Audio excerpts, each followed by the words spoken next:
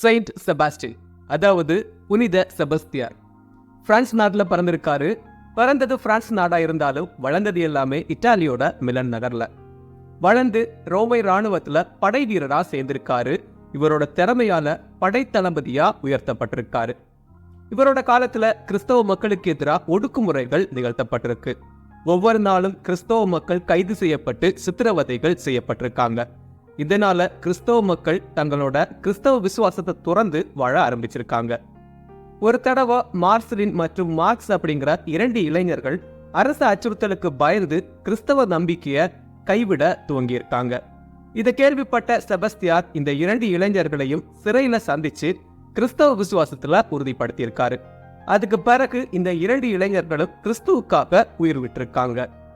இதை கேள்விப்பட்ட மன்னர் தியோக்ளோசியன் செபஸ்தியாரை அழைச்சு கிறிஸ்தவ மறுதலிக்கல அப்படின்னா சித்திரவதைகள் செய்யப்படுவ அப்படின்னு எச்சரித்திருக்காரு. ஆனா செபஸ்தியார் ஆண்டவரை தவிர யாருக்கும் அடிபணிய மாட்டேன் அப்படின்னு கிறிஸ்தவ நம்பிக்கையில உறுதியா இருந்து பதிலளிச்சிருக்காரு.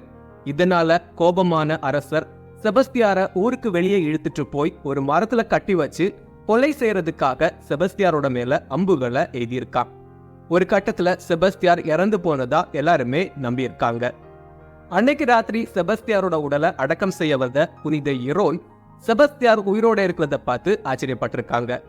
செபஸ்தியாரை தன்னோட வீட்டுக்கு கொண்டு போய் தேவையான மருத்துவ உதவிகளை செஞ்சு செபஸ்தியாரோட உயிரை காப்பாற்றி இருக்காங்க புனித எரோன். முற்றிலும் குணமடைந்த செபஸ்தியார் மறுபடியும் மன்னர் தியோக்ளோசியன் முன் தோன்றி கிறிஸ்துவ நம்பு இல்ல அப்படின்னா உன்னோட அரசாங்கம் அழியும் அப்படின்னு துணிச்சலோட சொல்லியிருக்காரு.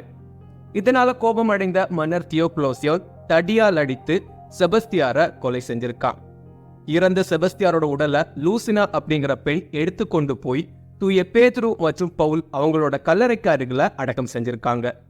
ஜனவரி 20 செயின்ட் செபாஸ்டின், அதாவது புனித செபஸ்தியாரோட ஃபீஸ்ட் டே.